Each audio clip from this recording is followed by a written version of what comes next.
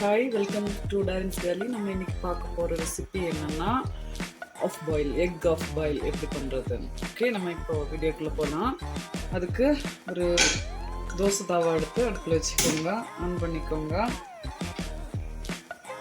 அப்புறம் half boil பண்ணக்கூடிய இந்த மோல்டு இதை எடுத்து வச்சுக்கோங்க.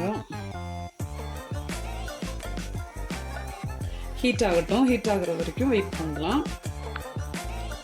ஓகே, இப்போ ரெடி ஆயிடுச்சு. நம்ம இப்போ ஒரு முட்டை எடுத்துக்கலாம்.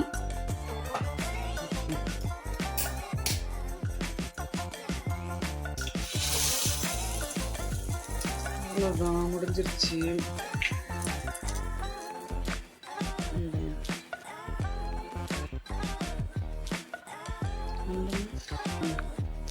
ஓகே, நம்ம ஒரு சின்ன லிட் எடுத்து இந்த மாதிரி வச்சுக்கலாம்.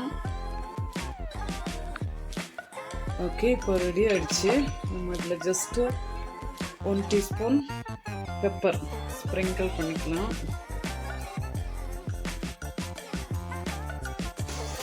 அப்புறம் கொஞ்சோண்டு சால்ட். அவ்வளோதான், முடிஞ்சிருச்சு. ஓகே, இப்போ நம்ம இதை எடுத்துடலாம். ரெடி ஆயிடுச்சு, அவ்வளோதான்.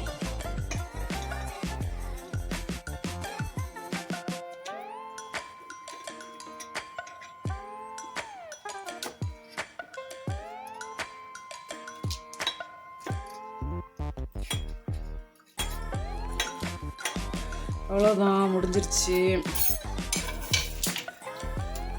எவ்வளோ அழகாக இருக்குது பாருங்கள். பசங்களுக்கு ரொம்ப பிடிக்கும்.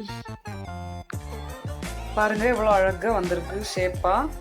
குட்டி பசங்களுக்கு ரொம்ப பிடிக்கும், ரொம்ப சாப்பிடுவாங்க. இந்த மாதிரி நம்ம மோல்டில் பண்ணி ஷேப்பாக கொடுத்தோம்னா ரொம்ப நல்லா சாப்பிடுவாங்க.